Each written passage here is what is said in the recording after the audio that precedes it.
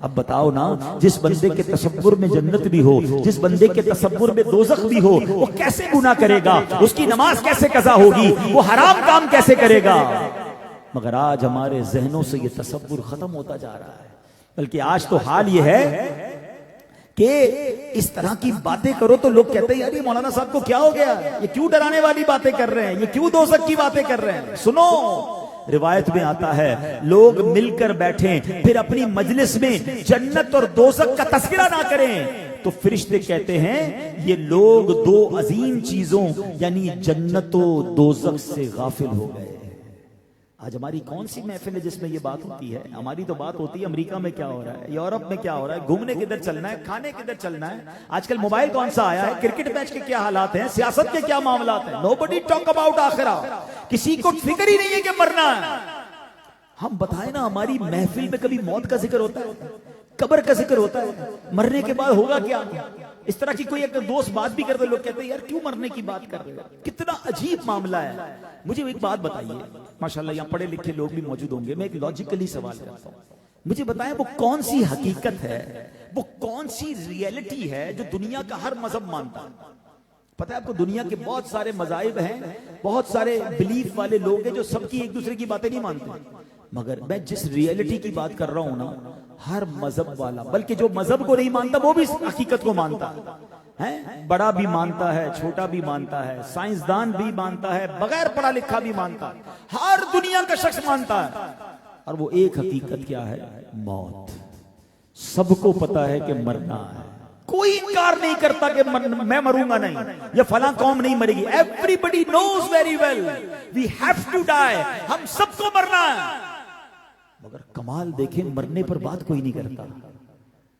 آپ کو کوٹ غلام محمد والوں کا کراچی جانے کا پلان بن جائے کہ 15 دن بعد کراچی جانا ہے، اب 15 دن روزانہ کراچی کی باتیں ہوں گی کہ یار کراچی کا موسم کیسا ہے، حالات ٹھیک ہیں کہ نہیں، بس کون سی لوں، اچھا ادھر کہاں ٹھہروں، کھانا کون سا اچھا ہے، حالانکہ ابھی 15 دن بعد جانا ہے، ہو سکتا ہے نہ بھی جائیں، کسی کا لاہور کا پلان بن جائے، کسی کا دبئی کا پلان، دنیا کے جس ملک کا جس علاقے کا سوچتے ہیں آپ جانے کا، بات کرنا شروع کر دیتے ہیں، بعض اوقات جاتے ہیں بعض اوقات نہیں جاتے، ایسا ہی ہے۔ ہم سب کو پتا ہے کہ مرنا ہے، مگر کوئی بھی مرنے پر بات نہیں کرتا، کوئی بھی آخرت پر بات نہیں کرتا، کوئی بھی قبر پر بات نہیں کرتا۔ آپ سمجھ رہے ہیں؟ شیطان کی پلاننگ دیکھیں، ہمیں موت پر بات کرنے کے بھی جو ہے نا ہمیں دور کر دیا اس سے۔ بات کریں گے تو تیاری کریں گے نا، بات کریں گے تو خوف آئے گا، بات کریں گے تو توبہ کریں گے، ان کو بات ہی نہیں کرنے دینی، نہ قبر پر بات کرنے دیتا ہے، نہ محشر پر بات کرنے دیتا ہے، نہ جنت پر بات ہوتی ہے، نہ دوزخ پر بات ہوتی ہے، بات ہوتی ہے تو فقط جینے پر بات ہوتی ہے، کمانے پر بات ہوتی ہے، عیش و عشرت پر بات ہوتی ہے، گھر بنانا ہے اس پر بات۔ حضرت داؤد علیہ دور کے پاس سے گزرے، آگ جل رہی تھی، یہ دیکھ کر آپ کو جہنم کی یاد آ گئی، جہنم کی آگ یاد آ گئی، دل گھبرا گیا۔ اب کیا ہوا؟ بے چین ہو گئے، تڑپ گئے، قریب تھا کہ اتنا گھبرا کر لرز رہے تھے کہ جوڑ جدا ہو جاتا۔ گرمی کے دنوں میں جب دھوپ آتی تھی، حضرت داؤد علیہ السلام کہتے اے اللہ پاک، ہم تیرے بنائے ہوئے سورج کی گرمی برداشت نہیں کر سکتے، اے اللہ جہنم کی گرمی کیسے برداشت کر سکتے؟ یہ اللہ کے نبی کی باتیں ہیں، یہ ان کا خوف خدا ہے جو گارنٹیڈ بخشے ہوئے ہیں۔ ہمارے یہاں کوئی بھی ایسا بندہ نہیں مجھ سمیت جس کو یہ پتا ہو کہ میری بخشش ہو گئی کہ نہیں۔ وی ہیو نو گارنٹی، ہم تمنا تو کرتے ہیں مگر گارنٹی تو نہیں ہے نا۔ مگر کبھی اس بات نے بے چین کیا کہ میرا قبر میں کیا ہوگا، محشر کے دن کیسے پیش ہوں گا، کبھی جنت اور دوزخ کے بارے میں سوچا ہم نے؟ اے میرے پیارے اسلامی بھائیوں، سرکار دو عالم علیہ الصلوۃ والسلام کا آپ نے خطبہ سنا کہ اے لوگوں دو عظیم چیزیں مت بھولنا، جنت اور دوزخ۔ اس کا مطلب کیا ہے کہ پیارے آقا کے خطبات میں خوف خدا کے خطبے بھی ہوتے تھے، خوف خدا کے موضوع اور بیانات ہوتے تھے۔ اور آج اگر کسی کو مبلغ، آج میں بیان کر رہا ہوں نا، ہو سکتا ہے شیطان کسی کے کان میں ڈال رہا ہو کہ یار اتنا دور سے آئے ہیں، ہم تو ان کو سننے آئے تھے، آتے ہی ڈرانا شروع کر دیا، آتے ہی جہنم کی بات کر دی، آتے ہی مرنے کی بات کر دی۔ یہ نبیوں کا طریقہ ہے. میں آج آپ کو قرآن سے ثابت کروں گا کہ ڈرانا، بس لوگوں کو سمجھانا، یہ انبیاء کا طریقہ ہے، یہ قرآن کا اسلوب ہے. اے میرے پیارے اسلامی بھائیوں، یہ نبی پاک کی سنت مبارک ہے. اب سنیے میں قرآن سے کیا پیش کرنے جا رہا ہوں. اللہ کریم عز و جل نے اپنے حبیب علیہ الصلوۃ والسلام کو فرمایا قم فانذر. کیا فرمایا؟ ترجمہ کنز العرفان، کھڑے ہو جاؤ پھر ڈر سناؤ. اللہ اکبر. بخاری شریف کی حدیث پاک کے مطابق یہ آیت کریمہ اظہار نبوت کے بعد بالکل ابتدائی دور میں نازل ہوئی ہے. یعنی اسلام کا پیغام شروع کرنے کا وقت آیا تو اللہ نے کیا فرمایا؟ کھڑے ہو جاؤ اے محبوب، ڈر سناؤ. سبحان اللہ. تو پتا چلا کہ تبلیغ دین کا بنیادی ترین اگر کوئی جز ہے، تبلیغ دین کی بیسک ہے، وہ لوگوں کو اللہ سے ڈرانا ہے، خوف خدا دلانا ہے، آخرت کی یاد دلانا ہے. اے میرے پیارے اسلامی بھائیوں، اب آئیے قرآن مجید فرقان حمید کیسی کتاب ہے؟ راہ ہدایت ہے، راہ نجات ہے. کروڑوں لوگوں کو جس سے ہدایت مل چکی ہے، رہتی دنیا کے لیے مشعل راہ ہے. قرآن کیوں آیا ہے؟ خود اب قرآن کیا بیان کرتا ہے؟ What is the reason? قرآن کے نازل ہونے کا سبب کیا ہے؟ اللہ کریم قرآن مجید میں فرماتا ہے وَكَذَلِكَ أَوْحَيْنَا إِلَيْكَ قُرْآنًا عَرَبِيًّا لِتُنذِرَ أُمَّ الْقُرَىٰ وَمَنْ حَوْلَهَا. 25واں پارہ ہے، سورہ شورى ہے، آیت نمبر 7 ہے. اللہ ارشاد فرماتا ہے اور یوں ہی ہم نے تمہاری طرف عربی قرآن کی وحی بھیجی تاکہ تم مرکزی شہر اور اس کے ارد گرد رہنے والوں کو ڈر سناؤ. تو پتا چلا قرآن نازل کس لیے ہوا ہے؟ تاکہ اس کے ذریعے لوگوں کے دلوں میں ڈر پیدا ہو. اللہ اکبر. اب ذرا اس آیت کو ذہن میں رکھیے گا. اب میں آپ سے سوال کروں گا، قرآن کتاب ہدایت ہے اور نازل کیوں ہوا ہے؟ لوگوں کے دلوں میں خوف خدا بڑھانے کے لیے. اس کا مطلب جس کے دل میں خوف خدا ہوگا وہ ہدایت پا جائے گا. قرآن کریم کے ذریعے قوموں کو عروج، ترقی ملتی ہے. مگر قرآن نازل کس لیے ہوا ہے؟ دل میں خوف خدا بڑھانے کے لیے. اس کا مطلب جس کے دل میں خوف خدا ہوگا اسے عروج اور ترقی مل جائے گی. قرآن کریم قرب الہی دلانے والی کتاب ہے. مگر نازل کیوں ہوا ہے؟ خوف خدا بڑھانے کے لیے. جس کے دل میں خوف خدا بڑھے گا وہ سبحان اللہ اللہ کا قرب پا جائے گا. قرآن کریم شفاعت فرمانے والا ہے. قرآن کریم سے جو برکتیں ملتی ہیں، اگر بندہ خوف خدا حاصل کر لے تو قرب الہی بھی ملے گا، ترقی بھی ملے گی، شفاعت بھی ہو جائے گی، عروج بھی مل جائے گا. تو پتا چلا کہ قرآن کے نازل ہونے کا سبب جو ہے وہ قرآن پاک خود فرماتا ہے کہ لوگوں کو اللہ کا خوف دلانا ہے. اے میرے پیارے اسلامی بھائیوں، اب نبی پاک علیہ الصلوۃ والسلام کی دنیا میں تشریف آوری کا ایک مقصد سن لیجیے. پیارے آقا مبعوث کیے گئے ہیں نا. What is the reason? اب سنیے. اللہ قرآن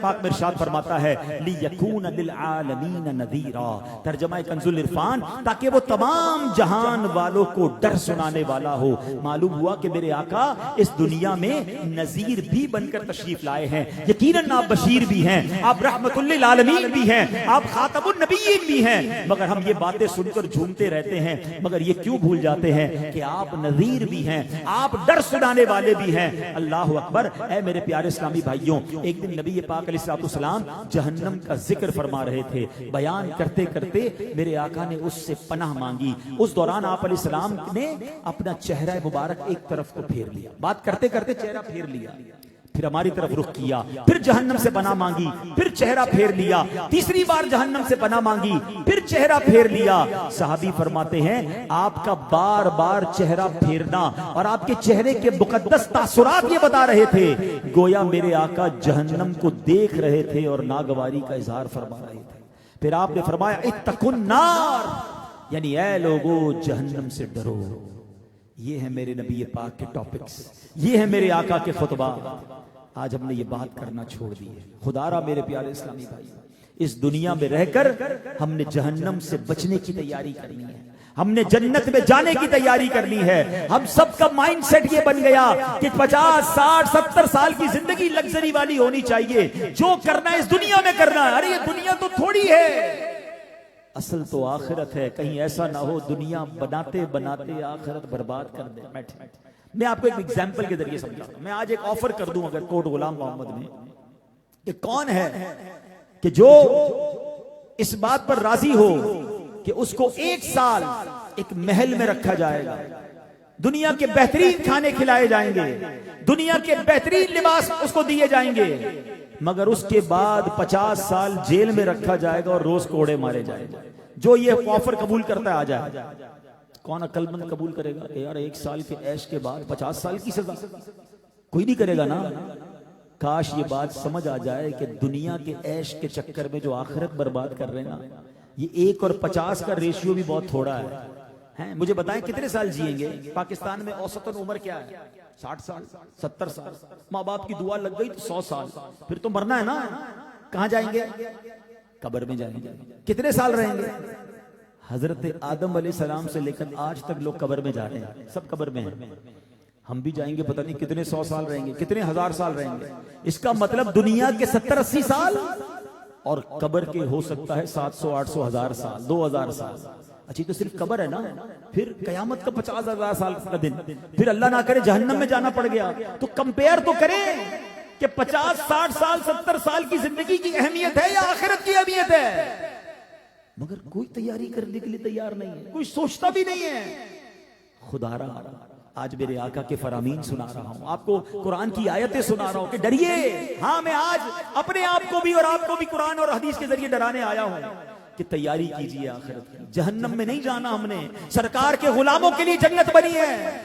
ہم صبر وہ کام کرنے ہیں جو جنت میں جانے والے کام ہوں. آئیے نبی پاک کا انداز کیا ہوتا تھا. میں دوبارہ اسی بات کی طرف آتا ہوں کہ آج اگر کوئی ہمیں بیٹھ کر قبر کی بات کرے، جہنم کی بات کرے، ڈرائے، تو لوگ کہتے ہیں ڈرانے والی باتیں کیوں کرتے ہو؟ وہ مولوی صاحب، وہ بیان کرنے والا اچھا نہیں لگتا. آؤ میں نبی پاک کا انداز بتا رہا ہوں. پیارے آقا تو کیسے رلاتے تھے، کیسے یاد دلاتے تھے. سرکار دو عالم علیہ السلام نے حضرت جریر بن عبداللہ رضی اللہ تعالیٰ عنہ سے روایت ہے کہ نبی پاک علیہ السلام نے ایک بار ہم سے فرمایا، میں تمہارے سامنے سورہ تکاثر پڑھتا ہوں، تم میں سے جو روئے گا وہ جنت میں داخل ہوگا. آپ انداز تو دیکھیں یار، سورت قرآن کی پڑھ رہے ہیں اور فرما کیا رہے ہیں؟ جو روئے گا وہ جنت میں داخل ہوگا. نبی پاک علیہ السلام نے سورہ تکاثر کی تلاوت فرمائی. ہم میں سے کچھ روئے، کچھ نہ رو سکے. تو اب نبی پاک نے عرض کی، ہم نے عرض کی یا رسول اللہ ہم نے رونے کی کوشش تو کی مگر رو نہ سکے. نبی پاک علیہ السلام نے فرمایا میں دوبارہ پڑھتا ہوں، جو روئے گا اس کے لیے جنت ہوگی اور جو نہ رو سکے وہ رونے کی سی شکل ہی بنا لے. ہائے ہائے، میرے آقا تو خود بھی روتے تھے، صحابہ کو بھی رلاتے تھے. یہ سارے جنتی لوگ تھے. مگر یہ کیسی محفلیں تھی. آج ہمارے کوئی بیان کرتے کرتے رو پڑے، ہمیں رونے والی بات کرے، کہتے ہیں یہ رلاتے ہیں، یہ تو جناب ڈراتے ہیں. ارے میں تو نبی پاک کا طریقہ آج بیان کرنے آیا ہوں. اور جب میں نے یہ روایت پڑھی تو میں نے سوچا کیوں نہ اس سنت کو ادا کرتے ہوئے آج ہم بھی سورہ تکاثر سن لیتے ہیں. آئیے میں آپ کے سامنے سورہ تکاثر پڑھتا ہوں، آپ بھی کوشش کریں آنسو بہانے کی. کیا محفل ہوگی جس محفل میں نبی پاک نے صحابہ کو کہا تھا کہ میں تمہارے سامنے سورہ تکاثر پڑھتا ہوں، جو روئے گا وہ بخشا جائے گا، جو نہ رو سکے وہ رونے والی شکل بنا لے. اللہ کرے کہ اس مبارک محفل کا صدقہ نصیب ہو جائے اور ہماری بھی بخشش ہو جائے. اللہ کریم قرآن مجید میں ارشاد فرماتا ہے، اور واقعی سورہ تکاثر قرآن پاک کی صرف 8 آیتیں ہیں. اگر ان 8 آیتوں کو ہم سمجھ جائیں تو زندگی کا فلسفہ سمجھ آ جاتا ہے. آج ہم جس طرح دنیا میں غرق ہو گئے ہیں، فقط سورہ تکاثر کو سمجھ جائیں تو یہ دنیا کی محبت دل سے نکل سکتی ہے. آئیے غور سے سورہ تکاثر سنیں، پھر اس کا ترجمہ بھی پڑھوں گا. اللہ کریم قرآن مجید میں ارشاد فرماتا ہے، بسم اللہ الرحمن الرحیم، الہاکم التکاثر حتی زرتم المقابر کلا سوف تعلمون ثم کلا سوف تعلمون کلا لو تعلمون علم الیقین لترون الجحیم ثم لترونها عین الیقین ثم لتسألن یومئذ عن النعیم. اب ذرا ترجمہ سنیے. الہاکم التکاثر، زیادہ مال جمع کرنے کی طلب نے تمہیں غافل کر دیا. حتی زرتم المقابر، یہاں تک کہ تم نے قبروں کا منہ دیکھا. یہ بھی پیسے مل جائیں، جھوٹ سے بھی مل جائیں، ملاوٹ سے بھی مل جائیں، سود سے بھی مل جائیں، چوری کر لوں، ڈاکہ ڈال لوں، اغوا کرتے لو، مال جمع کرتے کرتے قرآن کہتا ہے الہاکم التکاثر حتی زرتم المقابر، قبروں کا منہ دیکھ لیا. کدھر گیا مال؟ کروڑوں اربوں روپے لوگ کما کر پیچھے چھوڑ کر 2 گز کی قبر میں چلے جاتے ہیں. کاش یہ فلسفہ سمجھ آ جائے. آگے قرآن کہتا ہے کلا سوف تعلمون ثم کلا سوف تعلمون، ہاں اب جلد جان جاؤ گے. پھر یقیناً تم جلد جان جاؤ گے. کلا لو تعلمون علم الیقین، یقیناً اگر تم یقینی علم کے ساتھ جانتے تو مال سے محبت نہ رکھتے. لترون الجحیم، بے شک تم ضرور جہنم کو دیکھو گے. ثم لترونها عین الیقین، پھر بے شک تم ضرور اسے یقین کی آنکھ سے دیکھو گے. ثم لتسألن یومئذ عن النعیم، پھر بے شک ضرور اس دن تم سے نعمتوں کے متعلق پوچھا جائے گا. جتنی نعمتیں ملی ہیں نا، آنکھ کے بارے میں پوچھا جائے گا. میرے بندے آنکھ اس لیے دی تھی کہ حرام دیکھو. زبان کے بارے میں پوچھا جائے گا. گونگا نہیں بنایا اللہ نے مجھے اور آپ کو کہ زبان اس لیے دی کہ گالیاں نکالیں، زبان اس لیے دی کہ غیبت کریں، کہ زبان اس لیے دی تھی کہ تلاوت کرے، درود پڑھے. یہ ہاتھ ظلم کرنے کے لیے رب نے نہیں دیے تھے، یہ ہاتھ لوگوں کی مدد کرنے کے لیے دیے. ہر نعمت کے بارے میں سوال ہوگا. کاش قرآن پاک کی یہ سورت ہمارے دلوں پر نقش ہو جائے اور اب اس کا میسج لینے میں کامیاب ہو جائے. اے میرے پیارے اسلامی بھائی بہن، اب یہاں ایک دو باتیں میں اور عرض کرتا ہوں. یاد رکھیے ڈرانا دو قسم کا ہوتا ہے. ایک تو اس بات کا ڈرانا کہ کوئی خطرہ ہے نہیں، ویسے ہی ڈراتے ہیں. کوئی بندہ یہاں سے کراچی جا رہا ہے تو کہہ رہا ہے بھائی جاؤ، حالات بہت خراب ہیں، راستہ بھی ٹوٹا ہوا ہے، ڈاکو بھی راستے میں، حالانکہ ایسا کچھ بھی نہیں ہے. تو یہ ڈرانا تو غلط ہے، برا ہے. مگر ایک ڈرانا یہ ہے کہ خطرہ موجود ہے. اب آدمی ڈرائے تو ایسا ڈرانا والا جو ہوتا ہے وہ خیر خواہ ہوتا ہے کہ بھائی ابھی میرے سامنے معاملہ ہوا ہے، حالات ٹھیک نہیں ہے، مت جاؤ. وہ کون ہوتا ہے؟ وہ خیر خواہ ہوتا ہے. ڈاکٹر کیا کہتے ہیں کہ جناب کینسر تمہارا بڑھ جائے گا، تمہاری طبیعت خراب ہو جائے گی، یہ بت کھانا ورنہ ہارٹ اٹیک ہو جائے گا. تو ڈاکٹر سے لڑتے ہیں کہ ڈرا کیوں رہے ہو؟ تو ڈاکٹر خیر خواہ اس لیے بتا رہا ہے، اس کا تجربہ بتا رہا ہے، ہماری بیماری اسے بتا رہی ہے. تو ہم ڈاکٹر کو اچھا سمجھتے ہیں کہ اس نے خطرے سے آگاہ کر دیا.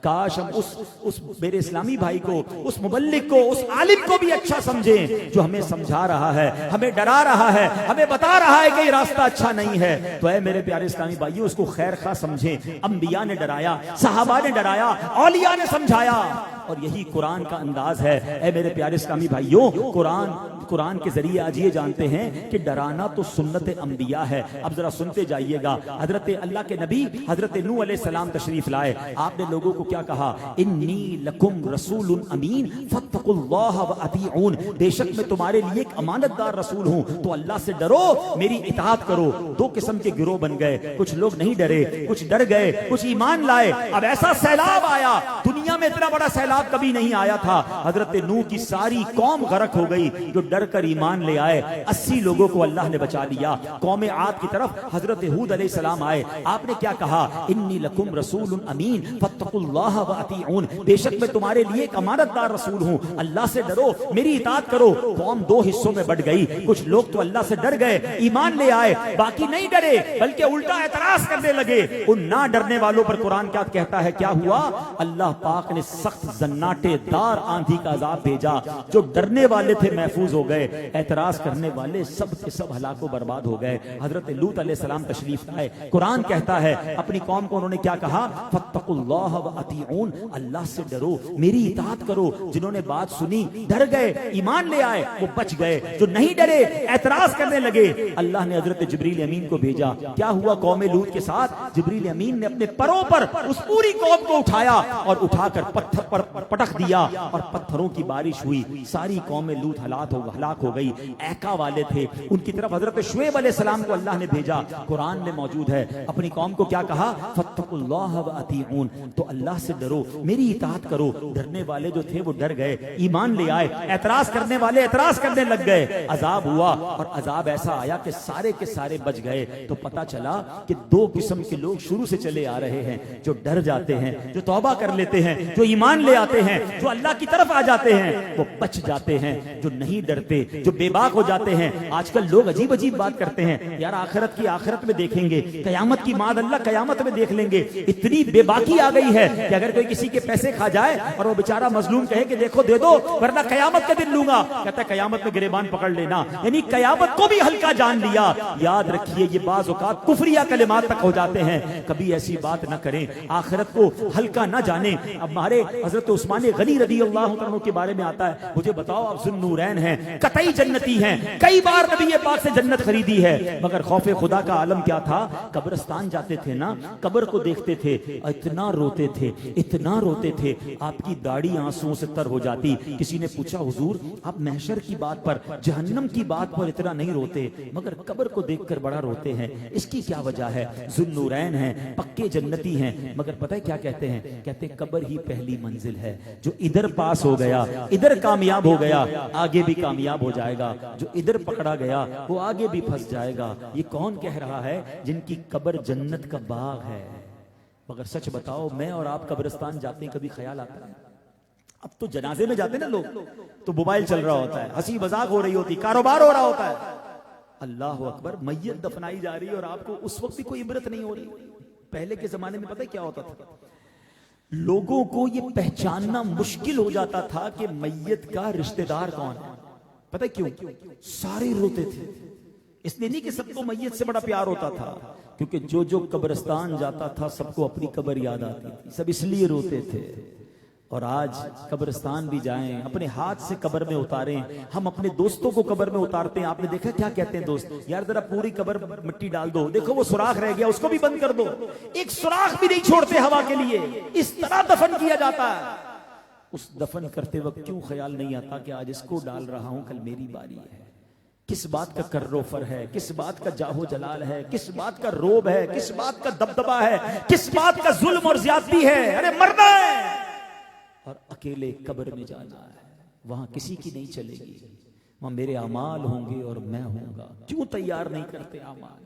یہ جو ساری زندگی مال جمع کرنے کی فکر میں ہے نا, پتہ جس دن میں اور آپ مریں گے نا, رشتہ دار کیا کہیں گے؟ میت نے پیچھے کیا چھوڑا ہے. مگر پتہ فرشتے کیا کہیں گے؟ میت نے آگے کیا بھیجا ہے. فیصلہ کر لیں, پیچھے چھوڑنے کی فکر کرنی ہے یا آگے بھیجنے کی فکر کرنی ہے. مبارک ہو جو 5 وقت نماز پڑھتے ہیں, مبارک ہو جو روز تلاوت کرتے ہیں, مبارک ہو جو صدقہ خیرات کرتے ہیں, مبارک ہو جو پوری زکوٰۃ دیتے ہیں. یہ آگے بھیج رہے ہیں آپ. سوچے وہ بندہ جس کی نمازیں قضا ہو رہی ہیں, جو لوگوں پر زیادتی کر رہے ہیں, جو زکوٰۃ پوری نہیں دیتے, جو حرام کماتے ہیں, جو ماں باپ کو ستاتے ہیں, جو شراب پیتے ہیں, جو بدکاریاں کرتے ہیں. مر کر کیا جواب دو گے؟ ایسا نہ کرو, خدا کے واسطے نہ کریں. آج لائٹ چلی جائے تو نیند نہیں آتی, قبر میں آگ اور بچھو آ گئے تو کیا کریں گے؟ خدا کے واسطے آج اس اجتماع میں آئے نا, آج سب نے بدل کر جانا ہے. کب تک اللہ کو ناراض کریں گے؟ کب تک اپنی آخرت برباد کریں گے؟ ہم سب نے مرنا ہے اور یہ بھی نہیں پتا کب مرنا ہے. ہو سکتا ہے آج کی رات میری آپ میں سے کسی کی آخری رات ہو. توبہ میں تاخیر نہ کریں. آج آ گئے ہیں نا, یہ خدا کی قسم اللہ نے مہربانی کی ہے, مجھ پر بھی کی ہے, آپ پر بھی کی ہے, کہ اللہ نے سارے کام چھڑوا کر اپنے اور اپنے حبیب کے ذکر کے اس اجتماع میں بلا لیا ہے. ہم کچھ اور کرنے جمع نہیں ہوئے, اللہ کو یاد کرنے جمع ہوئے ہیں. اگر آج بھی بدل کر نہیں جاؤ گے تو پھر کب جاؤ گے؟ اگر آج بھی توبہ نہیں کرو گے تو پھر کب توبہ کرو گے؟ میں آپ کو قرآن پڑھ پڑھ کر سنا رہا ہوں. اور ایک بات یاد رکھیے گا, انسان کی فطرت ہے کہ 2 چیزیں ہماری فطرت میں موجود ہیں, امید اور خوف. امید سے بہت تھوڑے لوگ مانتے ہیں. مثال کے طور پہ اگر ڈاکٹر کے پاس جائیں, ڈاکٹر کہے بھائی سیب کھاؤ بڑا اچھا ہوتا ہے, فلاں دوائی کھا لو, پھل کھا لو, صحت کے لیے اچھی ہے, کم لوگ استعمال کرتے ہیں. لیکن اگر ڈاکٹر ڈرا دے کہ یہ کھاؤ گے تو مر جاؤ گے, یہ کھاؤ گے تو کینسر ہو جائے گا, ڈر سے رک جاتے ہیں. تو ہماری فطرت میں خوف سے سمجھنا زیادہ آسان ہے. تو اس لیے قرآن کا انداز یہ ہے, انبیاء کا انداز یہ ہے, صحابہ کا انداز یہ ہے. تو اے میرے پیارے اسلامی بھائیو, بس آج نیت کر لیں, آج ڈر جائیں, آج توبہ کر لیں, آج رک جائیں. رکی تو صحیح نا, احساس تو کرے کہ کیا کر رہا ہوں. کوئی 30 سال کا بیٹھا ہے, کوئی 40 سال کا بیٹھا ہے, کوئی 50 سال کا بیٹھا ہے, کوئی 60 سال کا میرا بھائی بیٹھا ہے. کتنا جیوں گا میں؟ اب جانے کی باری ہے. کتنے چلے گئے میرے جاننے والے. ہم میں سے کئی ایسے ہوں گے کہ ہم سے چھوٹی عمر والے دنیا سے جا چکے ہیں. آج میں اپنے بھائی افتخار بھائی کے گھر پر گئے اور انہوں نے بتایا میرا چھوٹا بھائی تھا, وہ دنیا سے چلا گیا. تو اگر مجھ سے چھوٹی عمر والا جا سکتا ہے تو میں بھی جانے والا ہوں نا. آج نہیں تو کل, کل نہیں تو پرسوں جانے کی باری آنے والی ہے. تو پھر توبہ میں تاخیر کیوں ہے؟ پھر انتظار کیوں کر رہے ہو؟ یاد رکھیے, کوئی میسج نہیں آئے گا موبائل پر. آتا ہے نا کمپنی کی طرف سے میسج, ڈیٹا ختم ہونے والا ہے, تاریخ پوری ہونے والی ہے, پیسے ڈلوا لو ورنہ موبائل بند ہو جائے گا. آتا ہے نا. زندگی میں کوئی میسج نہیں آئے گا کہ 2 دن رہ گئے توبہ کر لو, آج آخری دن ہے سجدہ کر لو. نہیں, تھوڑی دیر پہلے بھی بندے کو پتہ نہیں ہوتا کہ اگلے منٹ میرا انتقال ہونے والا ہے۔ آگاہ اپنی موت سے کوئی بشر نہیں، آگاہ اپنی موت سے کوئی بشر نہیں، سامان 100 برس کا ہے، پل کی خبر نہیں۔ سچی توبہ کر لے، اللہ سے معافی مانگ لے، اللہ بڑا کریم ہے، یقین کرے وہ بڑا کریم ہے، وہ توبہ کرنے والے کی توبہ قبول فرماتا ہے۔ دنیا میں تو کسی کو 2-4 بار ستاؤ تو وہ نمبر بھی بلاک کر دیتا ہے، دوستی بھی ختم کر دیتا ہے، ارے ماں باپ بھی گھر سے نکال دیتے ہیں۔ پنجابی شاعر کہتے ہیں نا، ایک گناہ میرے ماں پیو ویکھن مینوں عمری منہ نہ لاوے، ایک گناہ میرے ماں پیو ویکھن مینوں عمری منہ نہ لاوے، لکھ گناہ میرا مالک ویکھے وہ پھر بھی پردے پاوے، رحمت دا دریا الہی ہر دم وگدا تیرا، جے قطرہ بخشے مینوں کم بڑھ جاوے میرا، عدل کرے تے تھر تھر کمبن، اچھیا شاہ،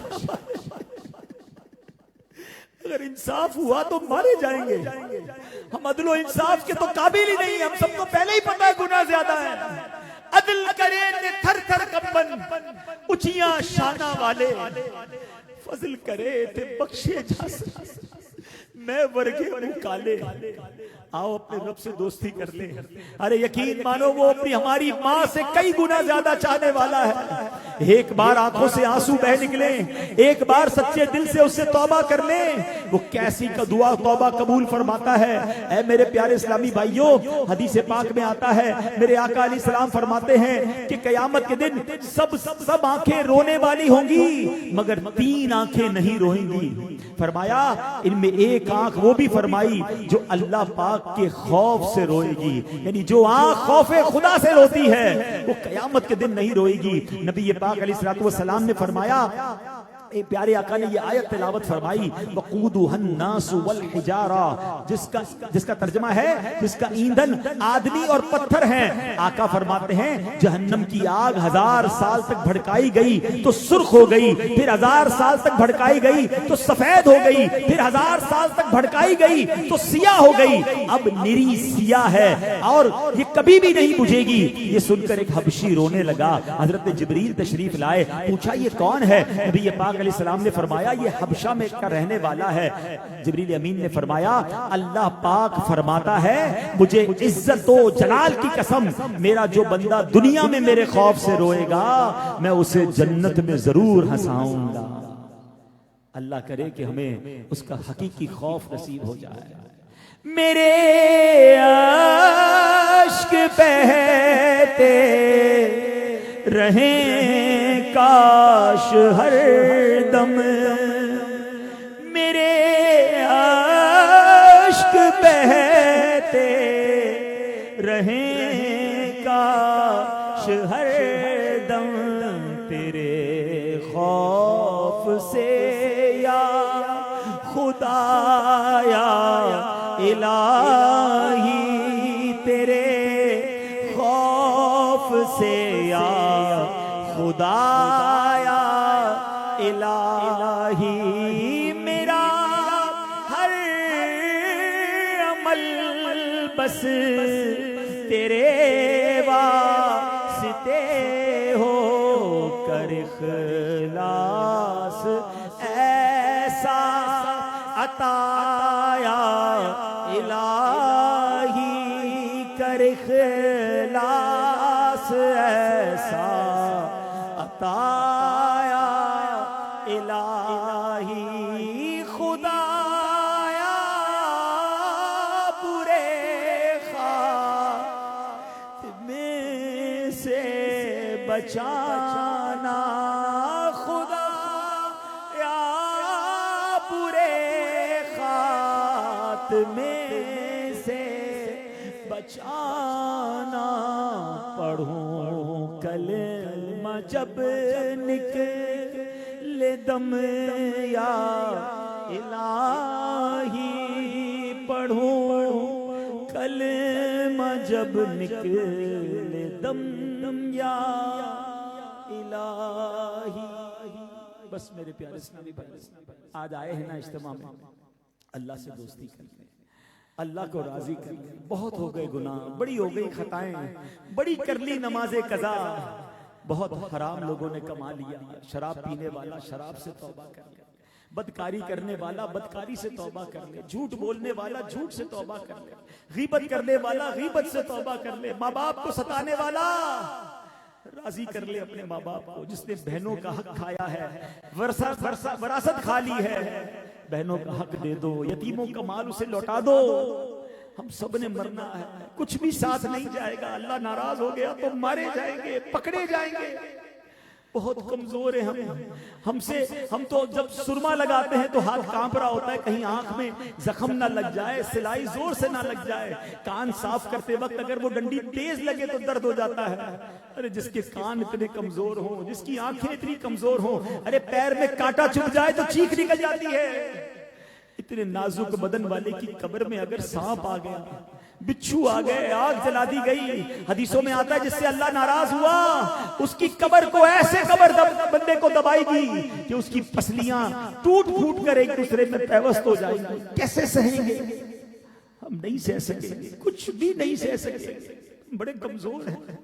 اللہ سے سچی توبہ کر لیں. آج آ گئے ہیں نا, اللہ سے عرض کریں اللہ ہو گئے گناہ, اے اللہ کر لی خطائیں معاف کر دے. اللہ میں گناہگار ہوں, مانتا ہوں, مولا مجھے آج معاف کر دے. اے اللہ تجھ سے وعدہ کرتا ہوں اب گناہ نہیں کروں گا, مجھے معاف کر دے. اے اللہ میں کمزور ہوں, مجھے معاف کر دے.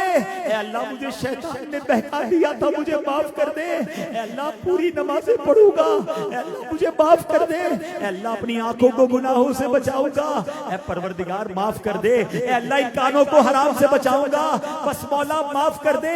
اگر تو نے معاف نہ کیا تو کس کے دربار پر جاؤں گا؟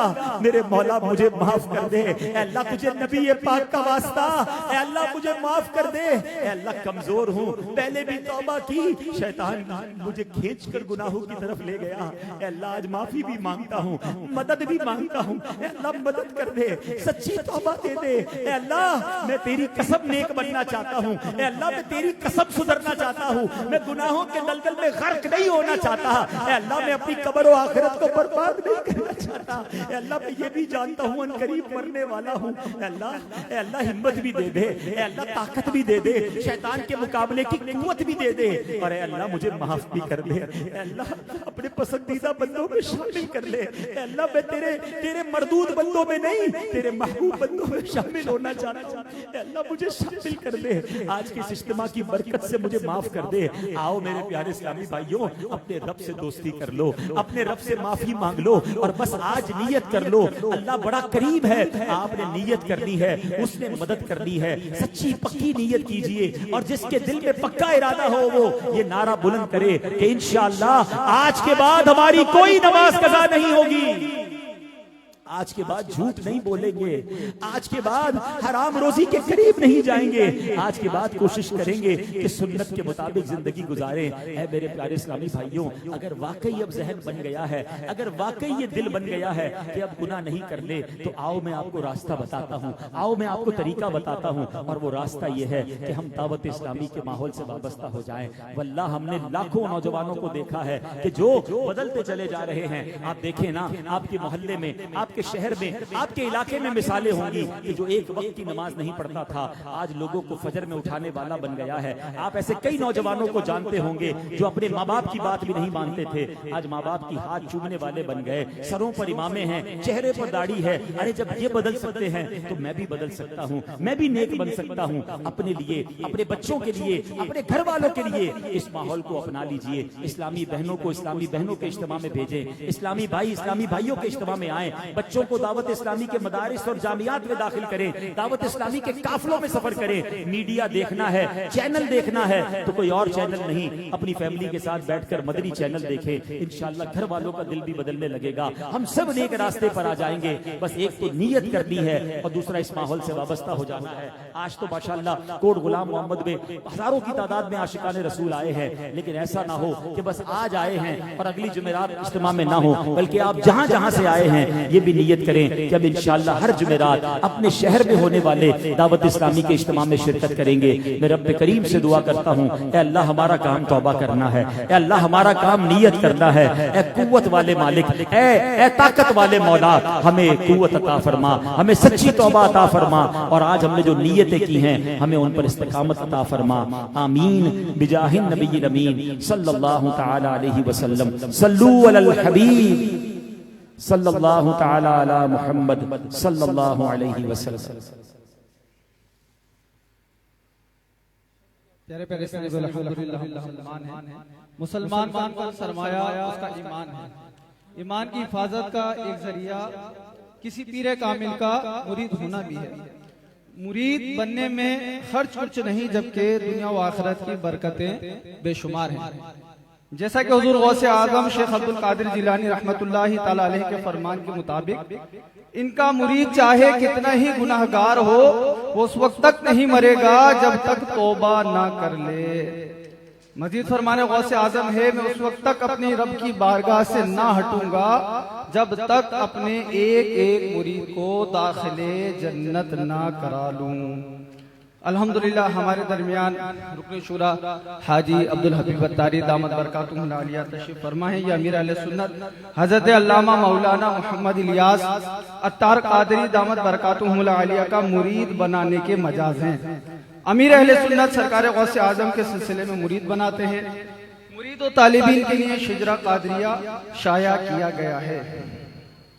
میں رکن شورا کی خدمت میں عرض کروں گا کہ ہمیں توبہ بھی کروا دیں اور سلسلہ عالیہ قادریہ میں امیر اہل سنت دامت برکاتہم العالیہ کا مرید بھی بنا لیں۔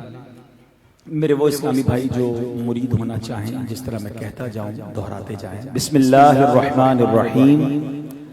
الصلاۃ والسلام علیک یا رسول اللہ وعلی آلک واصحابک یا حبیب اللہ۔ لا الہ الا اللہ محمد الرسول اللہ صلی اللہ تعالی علیہ وسلم۔ توبہ کرتا ہوں میں اپنے تمام پچھلے گناہوں سے اور آئندہ اللہ اور رسول کی نافرمانی نہیں کروں گا۔ مرید ہوتا ہوں میں امیر اہل سنت کا، اور ان کے ذریعے سرکار بغداد حضور غوث پاک شیخ عبد القادر جیلانی رحمت اللہ تعالی علیہ کا۔ یا اللہ پاک مجھے سلسلہ قادریہ میں قبول فرما اور اس سلسلے کی برکتیں ہم سب کو نصیب فرما۔ صلاۃ والسلام علیک یا نبی اللہ وعلی آلک واصحابک یا نور اللہ۔ پیارے پیارے اسلامی بھائیوں، دعوت اسلامی کے ہر جمعرات کو ہونے والے اجتماع میں کچھ درود پڑھائے جاتے ہیں، کچھ دعائیں پڑھائی جاتی ہیں۔ بڑی مبارک درود اور دعائیں ہیں، آئیے مل کر پڑھتے ہیں۔ بزرگوں نے فرمایا جو شخص ہر شب جمعہ اور جمعرات کی درمیانی رات یہ درود پاک پابندی سے کم از کم ایک مرتبہ پڑھے، موت کے وقت سرکار مدینہ صلی اللہ علیہ وسلم کی زیارت کرے گا، اور قبر میں داخل ہوتے وقت بھی یہاں تک کہ وہ دیکھے گا کہ سرکار مدینہ علیہ الصلوۃ والسلام اسے قبر میں اپنے رحمت بھرے ہاتھوں سے اتار رہے ہیں۔ آئیے مل کر پڑھ لیتے ہیں۔ اللہم صلی وسلم وبارک علی سیدنا محمد النبی الامی الحبیب العالی القدر العظیم الجاہ وعلا آلہ وصحبہ وسلم۔ حضرت انس رضی اللہ تعالیٰ عنہ سے روایت ہے کہ تاجدار مدینہ صلی اللہ علیہ وسلم نے فرمایا جو شخص یہ درود پاک پڑھے اگر کھڑا تھا تو بیٹھنے سے پہلے اور بیٹھا تھا تو کھڑے ہونے سے پہلے اس کے گناہ معاف کر دیے جائیں گے۔ آئیے مل کر پڑھتے ہیں۔ اللہم صلی علی سیدنا و مولانا محمد وعلا آلہ وسلم۔ جو یہ درود پاک پڑھتا ہے اس پر رحمت کے 70 دروازے کھول دیے جاتے ہیں۔ آئیے مل کر پڑھتے ہیں صلی اللہ علی محمد. علامہ احمد سعدی رحمت اللہ تعالی بعض بزرگوں کے حوالے سے لکھتے ہیں اس درود شریف کو ایک بار پڑھنے سے 6 لاکھ درود شریف پڑھنے کا ثواب ملتا ہے.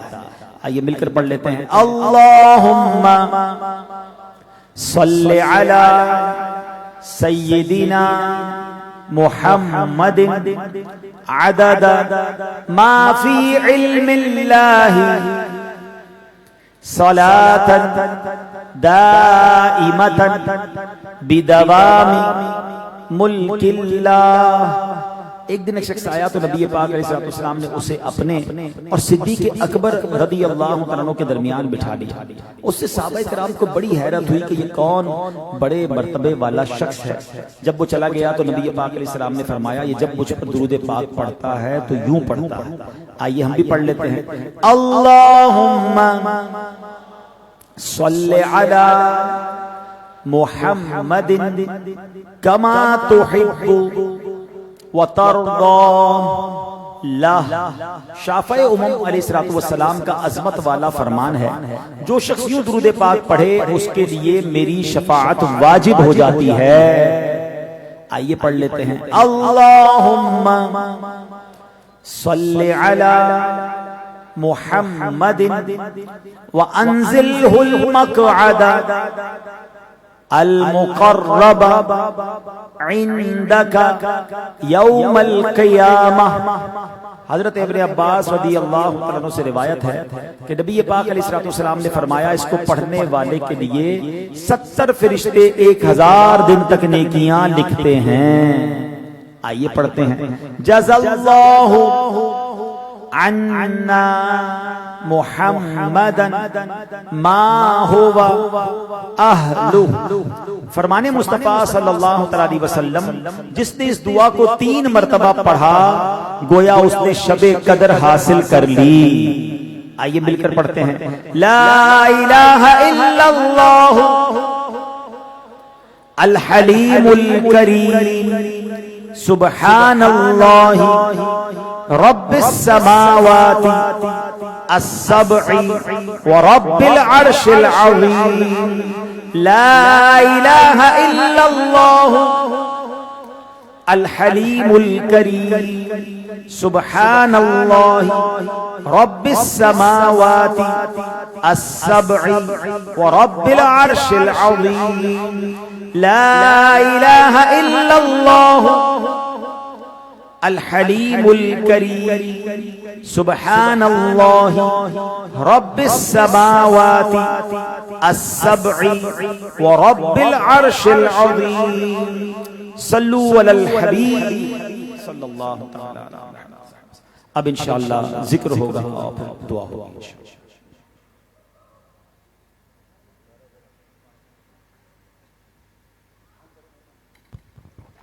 درد پاک پڑھ لیں.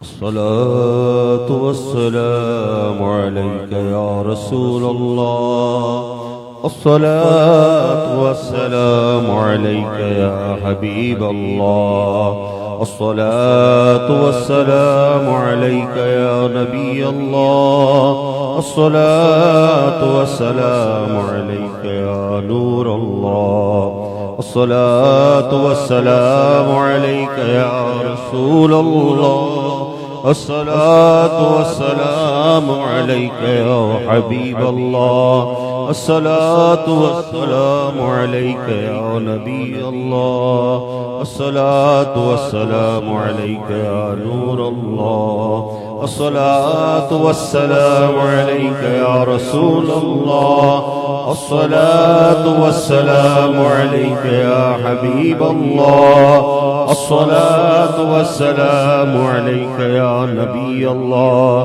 وعلى آلك وصحابك يا نور الله. اب انشاءاللہ ذکر کریں گے تمام اسلامی بھائی ایک آواز ہو کر انشاءاللہ ذکر کریں گے. حسبی ربی جل اللہ ما فی قلبی غیر اللہ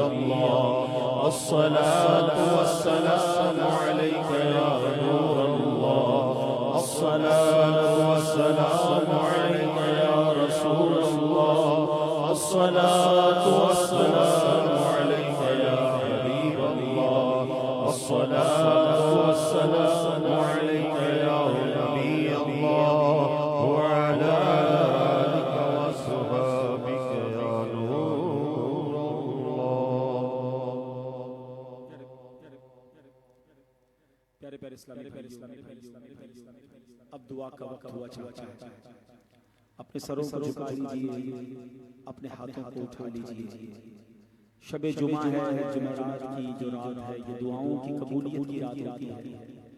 ہزاروں کی تعداد میں آج کوٹ غلام محمد میں عاشقان رسول جمع ہیں, اور نہ جانے انٹرنیٹ کے ذریعے دنیا میں کہاں کہاں عاشقان رسول ہاتھ اٹھائے حاضر ہوں گے, اور ہم نہیں جانتے کہ کس کی آمین کے صدقے کس کا بیڑا پار ہو جائے. تو آج ہو سکے تو رو رو کر اپنے رب کے حضور اپنے گناہوں کی معافی طلب کیجئے, اپنی پریشانیوں کی نجات کے لیے دعا کیجئے. میرا رب بڑا کریم ہے, اس کی بارگاہ میں ندامت کے بہائے ہوئے آنسو بڑے مقبول ہو جاتے ہیں. الحمدللہ رب العالمین والصلاة والسلام على خاتم النبيين يا أرحم الراحمين يا أرحم الراحمين يا أرحم الراحمين. يا ربنا يا ربنا يا ربنا يا ربنا يا ربنا يا الله يا رحمن يا رحيم يا الله يا رحمن يا رحيم يا الله يا رحمن يا رحيم. اللهم ربنا آتنا في الدنيا حسنة وفي الآخرة حسنة وقنا عذاب النار وقنا عذاب القبر وقنا عذاب الحشر وقنا حساب الميزان. اللهم أعني على ذكرك وشكرك وحسن عبادتك يا مقلب القلوب ثبت قلوبنا على دينك يا مصرف القلوب صرف قلوبنا على طاعتك يا حل المشكلات يا حل المشكلات يا حل المشكلات حل المشكلاتنا يا الله يا قاضي الحاجات اقضي حاجاتنا يا الله يا رافع الدرجات ارفع درجاتنا يا الله يا شافي الأمراض اشفي مرضانا يا الله يا ستار العيوب استر عيوبنا بسترك الجميل يا غفار الذنوب اغفر ذنوبنا يا الله يا رجاء السائلين يا امان الخائفين يا ذا الجلال والإكرام نسألك حسن الختام یا ذا الجلال والإکرام، نسألك حسن الختام، اللهم ارحمهما كما ربياني صغيرا، اللهم ربنا حاسبني حسابا يسيرا، ربنا حاسبني حسابا يسيرا، ربنا لا تؤاخذنا يوم القيامة انك لا تخلف الميعاد۔ اے ڈوبتوں کو بچانے والے، اے بے کسوں کی دستگیری کرنے والے، اے گناہگاروں کی بخشش فرمانے والے مولا، تیرے گناہگار بندے، سیاہکار بندے، گناہوں سے نتھڑے گندے ہاتھ لیے، سر جھکائے شرمسار تیرے دربار میں حاضر ہیں۔ اے اللہ اپنے کس گناہ کا اقرار کریں؟ جو ہاتھ اٹھائے ہیں یہ بھی گناہ کر کر کے گندے کر بیٹھے، جس زبان سے مانگ رہے ہیں وہ زبان بھی گناہ کر کر کے آلودہ ہے۔ اے اللہ کوئی عمل تیری بارگاہ میں پیش کرنے کے لائق نہیں ہے، ہم مانتے ہیں ہم نے بڑے گناہ کیے، اتنے گناہ کیے کہ گناہ بھی یاد نہیں ہے۔ کس جرم کی معافی مانگی ہے مولا؟ گناہ ہی گناہ، خطائیں ہی خطائیں، مانتے ہیں، اقرار کرتے ہیں، کسر نہیں چھوڑی تجھے ناراض کرنے میں، مگر مولا امید بڑی ہے کہ تو رحیم ہے، تو کریم ہے، تو رحمان ہے، تو حنان ہے، تو منان ہے۔ اتنے سارے گناہ ہیں مگر تیری رحمت کے آگے کچھ بھی نہیں ہے۔ اللہ تو معاف کرنے والا ہے، ہم شرمندہ ہیں، مانتے ہیں اپنے گناہوں کو، اقرار کرتے ہیں۔ آج انصاف کے لیے نہیں آئے اللہ، رحمت کے لیے آئے، رحمت کے سوال بن کر آئے۔ عدل کرے گا تو مارے جائیں گے، ہمیں پتا ہے۔ اے اللہ جس اجتماع میں فقط بھکاری بن کر، اے اللہ بھکاری بن کر، رحمت کے سوالی بن کر آئے ہیں۔ انت الغنی ونحن فقراء یا اللہ، انت الغنی ونحن فقراء یا اللہ، فقیر جھولی پھیلائے آئے ہیں مولا تیرے دربار میں۔ اے اللہ آج مغفرت کی خیرات عطا کر دے۔ اے اللہ یہ نہ دیکھ ہم کتنے برے ہیں، محبوب پاک علیہ السلام کے رخ روشن کی طرف نظر فرما۔ اللہ تجھے پیارے آقا کے پیارے پیارے چہرے کا واسطہ ہماری بخشش فرما دے۔ اے اللہ اتنی تعداد میں اسلامی بھائی آئے ہیں، دور دور سے آئے ہیں، ہاتھ اٹھائے موجود ہیں، ان میں کوئی تو تیرا نیک بندہ ہوگا۔ اے اللہ اس کے اٹھے ہوئے ہاتھوں کا واسطہ، اے اللہ ہماری مغفرت فرما دے، ہم سے صدا کے لیے راضی ہو جا۔ اے اللہ ایسا راضی ہو جا کہ پھر کبھی ناراض نہ ہونا۔ اے اللہ آج کے اس اجتماع کی برکت سے ہمارے ماں باپ کو بخش دے، ہمارے بھائی بہنوں کو بخش دے، ہمارے بیوی بچوں کو بخش دے۔ اے اللہ ہم سے محبت کرنے والوں کو بخش دے۔ اے اللہ ہمارے مرحومین کی مغفرت فرما دے۔ اے کریم نبی پاک علیہ السلام کی ساری امت کی بخشش فرما دے۔ اے پروردگار روٹھوں کو بنا دے، اے اللہ بچھڑوں کو ملا دے۔ اے کریم، اے پروردگار بڑی امیدیں لیے تیرے بندے آئے ہیں، مرادیں لے کر آئے ہیں، التجائیں لے کر آئے ہیں۔ اے اللہ آج بیان سنا ہے، جنت اور دوزخ کا ذکر سنا ہے، تیرے خوف سے رونے والی آنکھوں کے بارے میں بھی سنا ہے۔ اے اللہ ہمیں اپنا حقیقی خوف عطا فرما۔ اے اللہ ہمیں جہنم کی آگ سے نجات عطا فرما۔ اللہم اجرنا من النار، اللہم اجرنا من النار، اللہم ارزقنا الجنت بغیر حساب یا عزیز و یا غفار یا رب العالمین۔ اے پروردگار، اے رب کریم ہمیں عذاب قبر سے بچا لے، عذاب محشر سے بچا لے، جہنم کی آگ سے بچا لے۔ اے اللہ ہمیں لمحہ بھر بھی عذاب میں گرفتار نہ کرنا۔ تیرے کئی خوش نصیب ایسے ہوں گے جو بلا حساب جنت میں جائیں گے۔ اے اللہ ان بلا حساب جنت میں جانے والوں میں ہمارا نام بھی تحریر فرما دے۔ اے پروردگار، اے مالک کریم ہمیں توبہ کرنا اور تجھے راضی کرنا آتا نہیں ہے۔ اے اللہ مگر اللہ یہ ٹوٹا پھوٹا انداز قبول فرما لے۔ اے اللہ تو ہم سے راضی ہو جا، صدا کے لیے راضی ہو جا، ایسا راضی ہو جا کہ پھر کبھی ناراض نہ ہونا۔ اے اللہ، اے پروردگار ہمارے بیماروں کو شفا عطا کر دے۔ کئی ہاسپٹل میں ہیں، کئی گھروں میں ہیں، بلکہ کئی آج اجتماع میں بھی بیمار آئے ہیں کہ اللہ شفا کی خیرات لیں گے، اے اللہ آج ہمیں شفا کی خیرات عطا فرما دے، اے اللہ، اے پروردگار، جو قرضوں کے بوجھ تلے دب گئے ہیں ان کو قرضوں سے خلاصی عطا فرما، بے اولادوں کو نیک اور صالح اولاد عطا فرما، جو اے اللہ بیٹیوں کے تمنائی ہیں انہیں بیٹیاں دے دے، بیٹوں کے تمنائیوں کو بیٹا دے دے، اے اللہ ماں باپ کا ہاتھ پکڑ کے جنت میں لے جانے والی اولاد عطا فرما، اے کریم جن کے رشتوں میں رکاوٹیں ہیں اچھے اور نیک رشتے عطا فرما، جن کے رشتے ہو گئے ان کو گھروں میں خوشیاں عطا فرما، اے رب کریم جن کے گھروں میں لڑائی جھگڑے ہیں امن و سکون عطا کر دے، پیار اور محبت عطا کر دے، اے اللہ سب کے روزی روزگار میں رزق حلال میں برکتیں اور وسعتیں عطا فرما، رزق حرام سے ہم سب کو محفوظ فرما، اے کریم مولا، اے پروردگار ہماری دنیا بھی اچھی کر دے، ہماری آخرت بھی اچھی کر دے، ہمیں زوال نعمت سے بچا،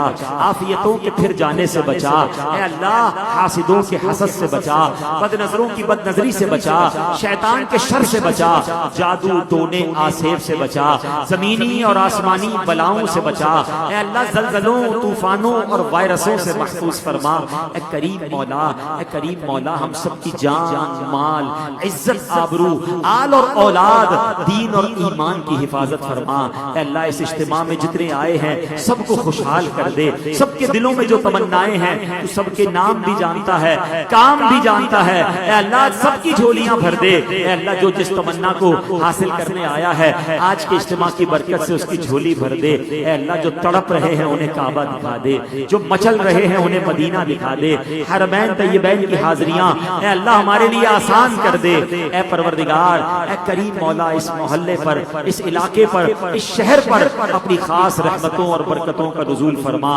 ہمارے وطن عزیز پاکستان کی خیر فرما، عالم اسلام کا بول بالا فرما، فلسطین اور غزہ کے مسلمانوں کی غیب سے مدد فرما، اے اللہ پاکستان میں اور دنیا بھر میں جہاں جہاں مسلمانوں پر ظلم ہو رہا ہے اے اللہ ظالموں کو نیست و نابود فرما دے، سرکار کے چاہنے والوں کی دنیا بھر میں خیر فرما، اے پروردگار عالم اے کریم مولا ہاتھ اٹھے ہیں سر جھکے ہیں، اے اللہ تجھے تیری بارگاہ میں کیا مانگا جائے کیسے مانگا جائے، ہمیں مانگنا نہیں آتا مگر یہ ایمان ہے کہ تجھے دینا آتا ہے، ہمیں بن مانگے عطا کر دے، جو ہمارے حق میں بہتر ہے عطا فرما، میں کیوں کہوں مجھ کو یہ عطا ہو وہ عطا ہو، میں کیوں کہوں مجھ کو یہ عطا ہو وہ عطا ہو، وہ دو کہ ہمیشہ میرے گھر بھر کا بھلا ہو، مٹی نہ ہو برباد پسے مرگ الہی، جب خاک اڑے میری مدینے کی ہوا ہو، اے اللہ ہماری دعوت اسلامی کو ترقیاں عطا فرما، قبلہ امیر اہل سنت اور تمام علماء اور مشائخ اہل سنت کا سایہ ہمارے سروں پر تا دیر قائم و دائم فرما،